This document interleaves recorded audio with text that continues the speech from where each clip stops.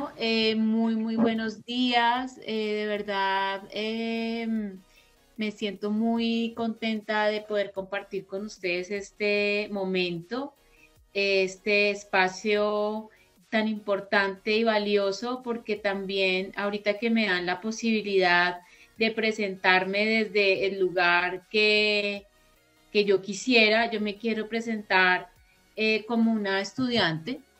Soy estudiante de doctorado y me quiero presentar en este momento desde esa identidad que en este momento aflora en mí, porque al escuchar las preguntas que le hacían al profesor que me antecedió, creo que cuando enfrentamos el tema de la investigación, nos enfrentamos a lo que significa una investigación, digamos que es un camino bien interesante, es como una metáfora de la vida, ¿no? Es empezar a descubrir cosas, pero es difícil identificar el camino a seguir, sobre todo cuando en ciencias sociales o en las artes, donde existe tanta porosidad y tantos caminos diversos y plurales que nos permiten como hacer exploraciones, pero a veces esa multiplicidad de posibilidades también puede ser a veces confusa para nosotros. Entonces, creo que desde ahí me quiero presentar. Soy estudiante de doctorado de estudios de familia de la Universidad de Caldas, pero también me quiero presentar desde una identidad para mí muy importante. Trabajé muchos años como psicóloga en el Instituto Colombiano de Bienestar Familiar, 17 años de mi vida. Y en esos 17 años de mi vida, por supuesto, que tuve que ver, abordar, trabajar, acompañar a muchos niños, niñas y adolescentes víctimas de muchas violencias. Digamos que mi énfasis por muchos años fue la violencia sexual hacia las niñas y hacia las adolescentes.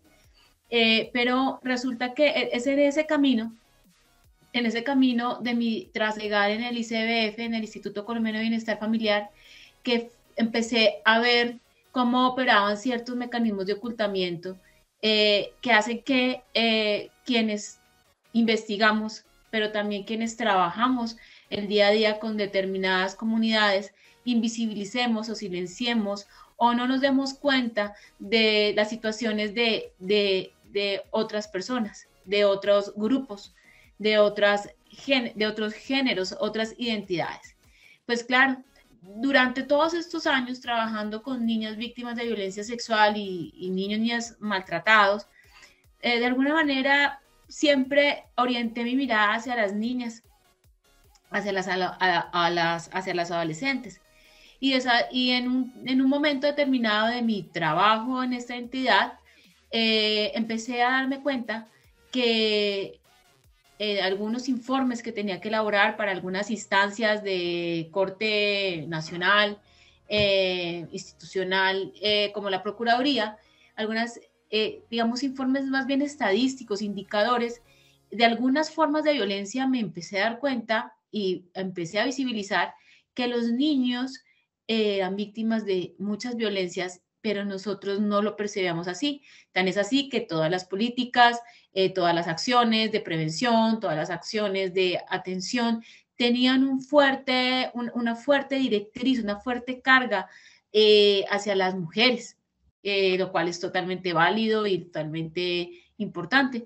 Pero digamos que hubiera políticas, acciones puntuales para niños y hombres, no. Entonces, desde el género, no desde el curso de vida, desde el género, desde su entidad sexogenérica, no lo sabía. Cuando me empiezo a dar cuenta que la cantidad de niños maltratados, la cantidad de niños expuestos a formas de violencia, no tanto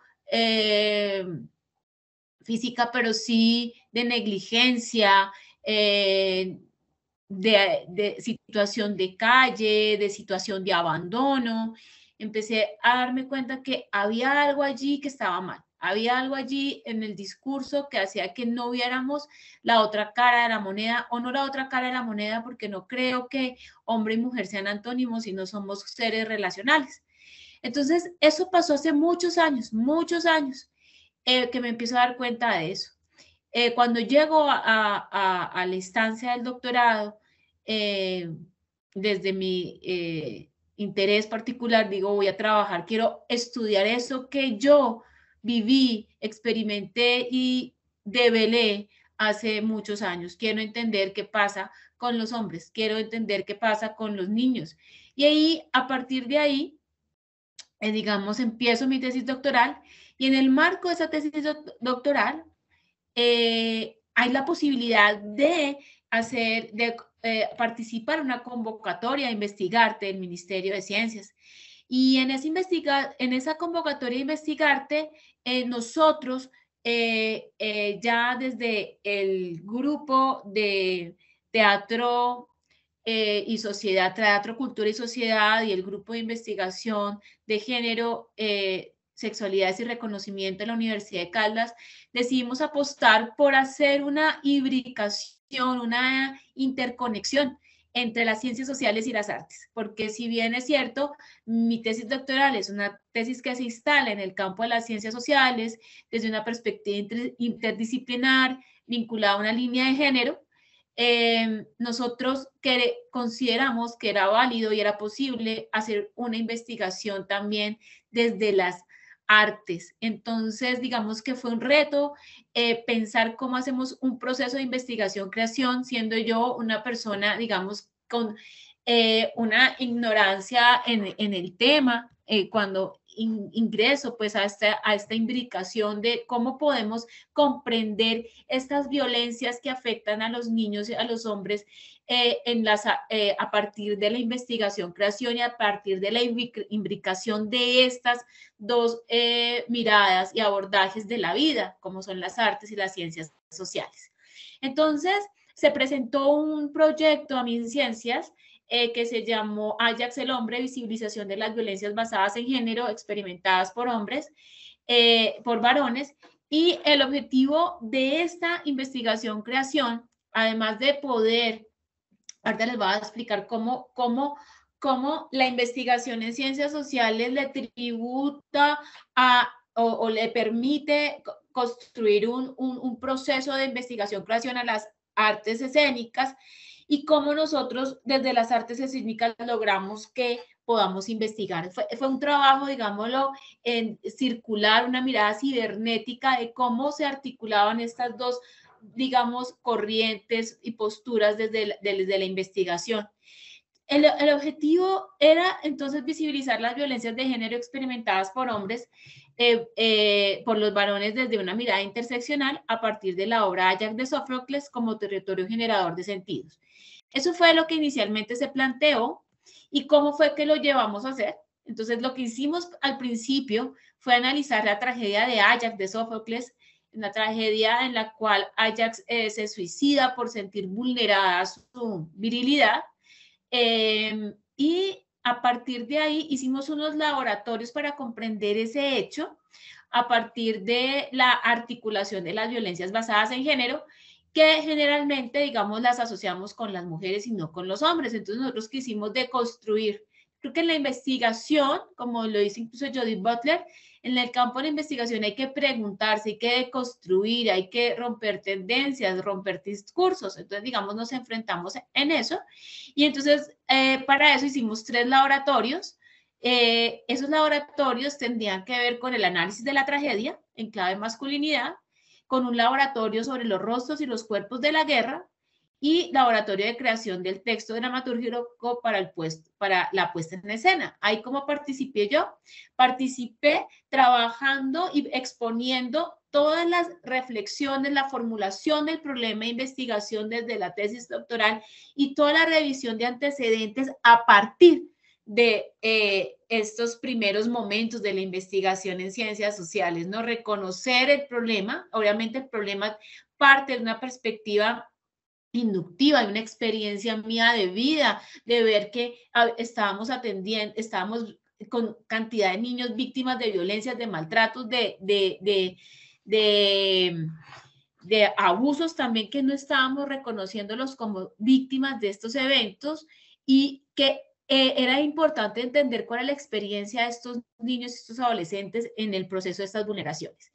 A partir de estos procesos en donde yo empiezo a trabajar con los artistas como diseñadores visuales, artistas escénicos, músicos, diseñadores de arte, eh, actores, todas estas personas empiezan a escuchar mi postura, mi trabajo, ellos empiezan a retomar la tragedia de Ajax, ¿verdad? La estudian y a partir de ahí se construye una obra que busca visibilizar, reflexionar en torno a esas violencias. Entonces, digamos que todos estos laboratorios de creación permitieron la producción de un diseño de arte, audiovisual y de sonido, la creación de una puesta en escena y permitir unos ensayos en público para estrenar esta obra.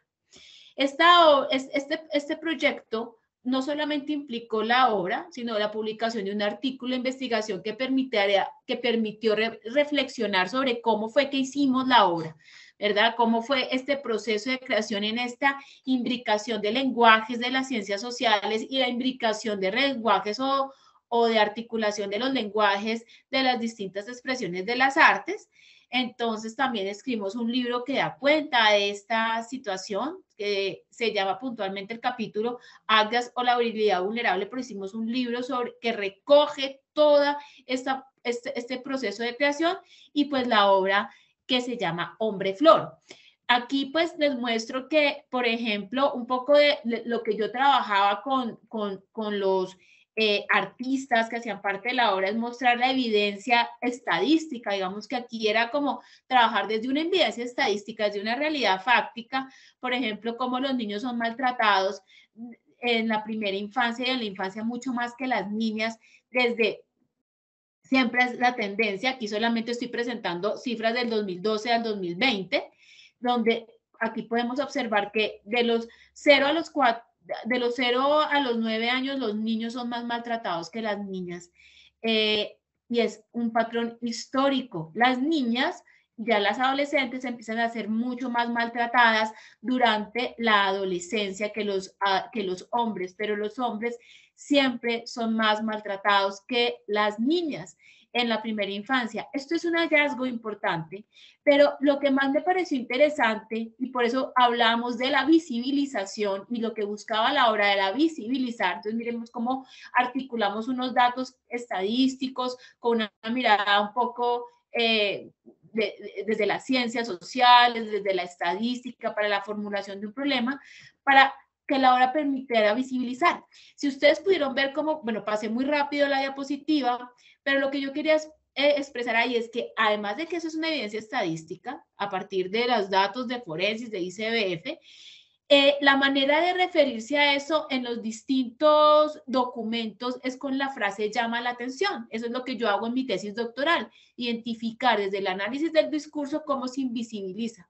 Esta frase llama la atención es como si esa situación en el 2017 fuera excepcional, como si fuera excepcional que los niños fueran víctimas de violencia en ese año, los niños de 0 a 9 años, cuando la diapositiva pasada lo que nos está mostrando es que los niños desde el 2012, porque es, digamos, en términos visuales era lo que podía mostrar, pero desde que hago la revisión, desde 1990 que tengo toda la trazabilidad, los niños son más maltratados en la primera infancia.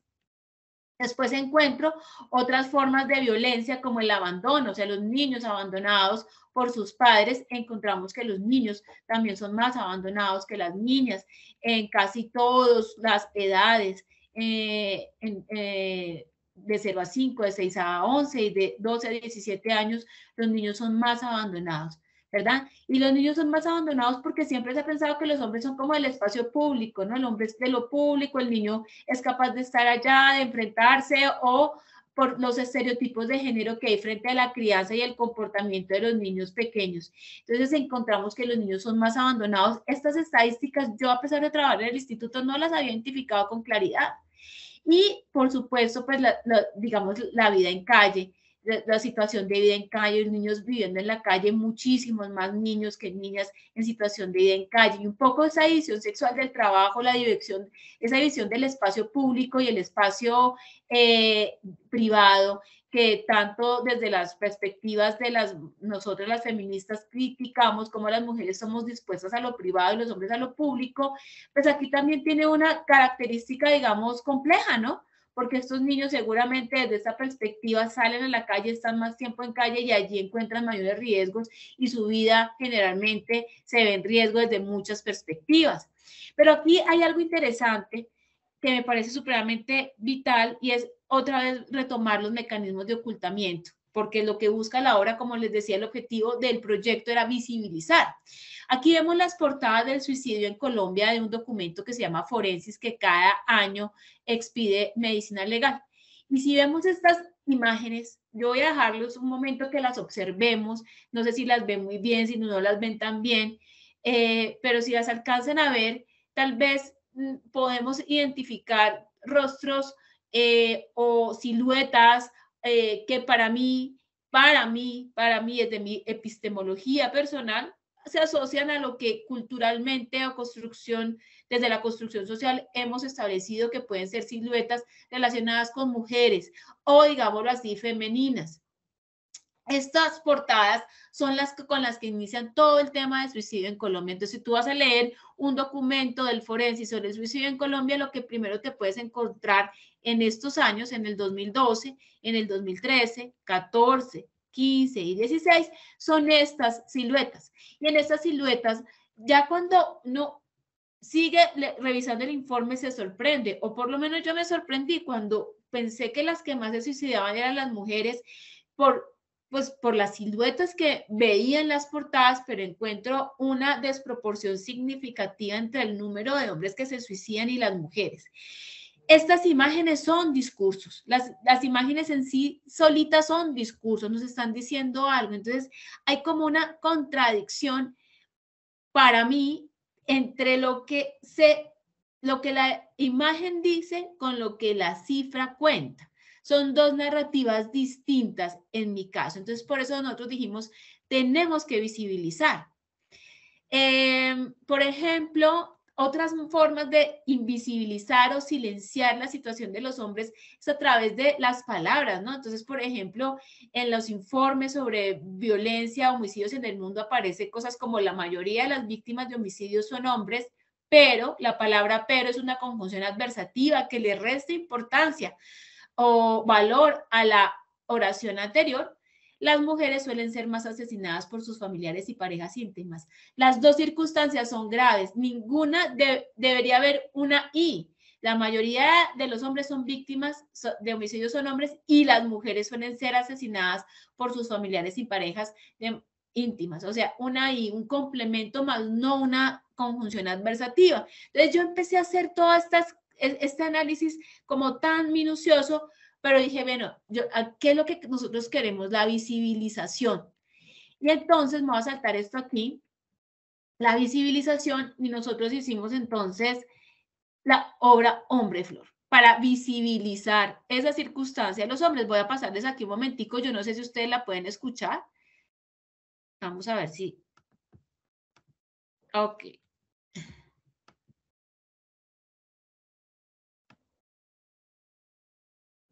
Yo los vi bajando como desaforados y dije, ¿qué está pasando aquí?